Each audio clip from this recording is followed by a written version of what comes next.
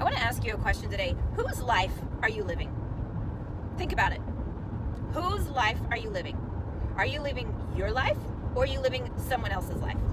Are you living a life that you have designed and put together, or are you living a life that perhaps came together on accident based on other people's choices, value systems, desires, beliefs, and influence on you? Are you living a life that is a direct result of strategic planning and execution and emotional labor on your part? Or are you living a life that is like the inside of a pinball machine where you were just like knocked around and beat around here and there? Are you living a life that has you in the driver's seat, or are you living a life that has you in the passenger seat? Do you understand the question that I'm asking you? I want you to stop and think about that. Put real and serious thought into that. Now, whatever the answer is here, if you are not living a life that you have purposefully created, first of all, that's okay. Actually, it's very, very normal. Almost every single person on the planet has to go through one phase of life, and it could be a very long phase, like decades upon decades upon decades, where you are living unconsciously as a result of other people's desires, wants, and influences. And then we all have our moment of awakening. And in this moment of awakening, we go, hey, wait a minute. Whose life is this? Whose life have I been living all this time? And we start to realize, wait, I'm not actually living a life that aligns with my values, with my passions, with my desires, with my goals, with my dreams. I'm just existing. I'm just surviving. I'm just going with the flow.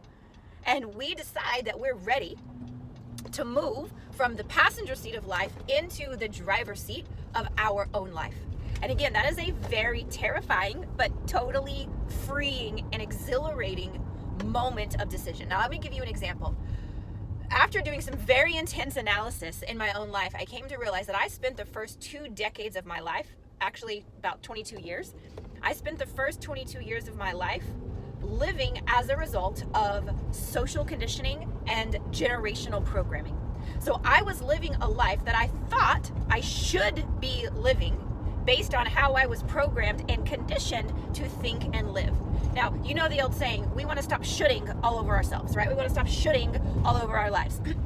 So I spent a good 22 years living as a result of social programming.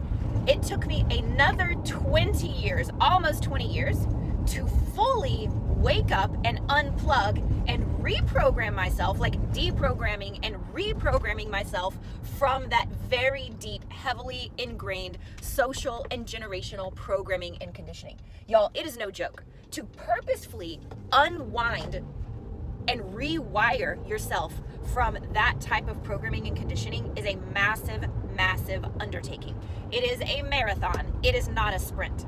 But once you begin to take back your own power and to design your life and to create it in a way that aligns with your goals, with your inner purpose, with your value system, and the dreams and the mission and the vision that you actually believe are yours for your time on this earth, that, my friends, that is when you literally step into superwoman status. So let me know if you're ready. We'll do it together. Love you guys. Have an awesome day.